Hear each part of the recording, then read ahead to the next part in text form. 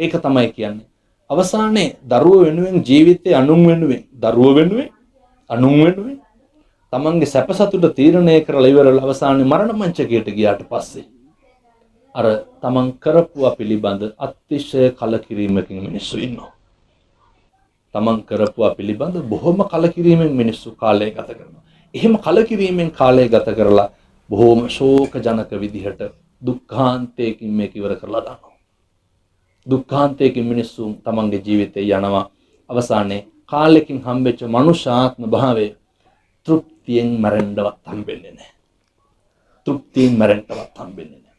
කාලෙකින් හම්බෙච්ච මනුෂ්‍යාත්ම භාවය අනුන් වෙනුවෙන් කැප කරලා, අනුන් වෙනුවෙන් වියදම් කරලා, අනුන් වෙනුවෙන් මහන්සි වෙලා, අනුන් වෙනුවෙන් ක්‍රෝධ කරලා, අනුන් වෙනුවෙන් වෛර කරලා, අනුන් වෙනුවෙන් ද්වේෂ කරලා මිනිස්සු නිකන් නිස්කාරණේ මැරිලා යනවා. තථාගතයන් වහන්සේ දේශනා කරන්නේ මම මේ අවසාන වශයෙන් හොද්දට සිහිපත් කරගන්න. පුබ්බහාසි පුබ්බබාසි පුරුදු වෙන්න. කවුරු හරි දැක්කහම හොද්දට hina වෙන්න. කවුරු හරි දැක්කහම හොද්දට කතා කරන්න. මේ කාරණේ මතු කරනකොට කියයි හාමුදුරුවනේ එයත්ොත් එක්ක hina වුණාට කතා කරාට එයත් අපිත් එක්ක hina වෙන්නේ නැහැ නේ කියලා. hina නොවෙන එක කාගේ වැඩක්ද? එයාගේ වැඩ. ඒක අනුන්ගේ වැඩක්. ඒක එයාගේ වැඩක්. කතා නොකරන එක අනුන්ගේ වැඩක්. කතා කරන එක අපේ වැඩක්. කරණීය මෙත්තනේ. කරන්ට මෛත්‍රිය. නපරෝ පරං නිකුබ්බේත නාති මඤ්ඤේත කත්තචනං කංච කිසිවෙකුට වෛර නොකරේවා. අවමන් නොකරේවා. ඒක වඩන්න. මිනිස්සු දෙන්නේ මිනිස්සු ගාව තියෙන ඒවා. මිනිස්සු දෙන්නේ මිනිස්සු ළඟ තියෙන ඒවා. අර ජර්මනියෙන් තාප්පේ ගැහුවට පස්සේ උතුරු පැත්තේ මිනිස්සු අතු ගාලා මොකද කරේ? කුණු ටික දැම්මත් දකුණු පැත්තට. දකුණු පැත්තේ මිනිස්සු මොකද කරේ? එළවලු පළතුරු ටික කඩලා එහා පැත්තේ තාප්පේ එල්ලලා බෝඩ් එකක් ගහනවා. අපි දෙන්නේ අපි ළඟ තියෙනවා. කුණු තියෙන මිනිස්සු පින්නතුනේ කුණු දෙනවා. හොඳ ගති ගුණ තියෙන මිනිස්සු හොඳ ගති ගුණ දෙනවා.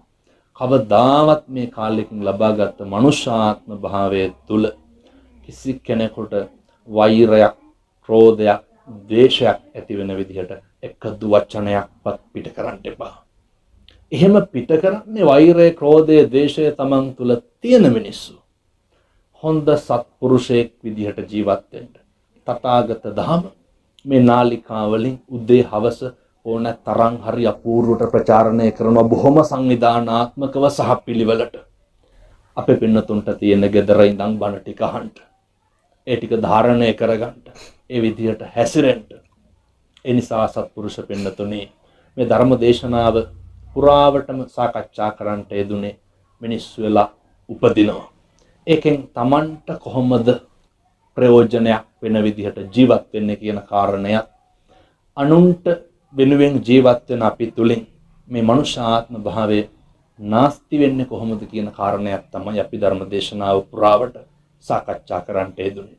ඒ නිසා මේ කරුණු කාරණා බොහොම හොඳින් අවබෝධ කරගෙන අපි මුලින් සිහිපත් කරන්නට යෙදුණු කරුණු කාරණා ටික අවධාරණය කරගෙන අවසාන වශයෙන් දේශනා කරන්නේ කිසි කෙනෙකුට හෙට ඉඳන් තෝ කියලාවත් කතා කරන්න එපා.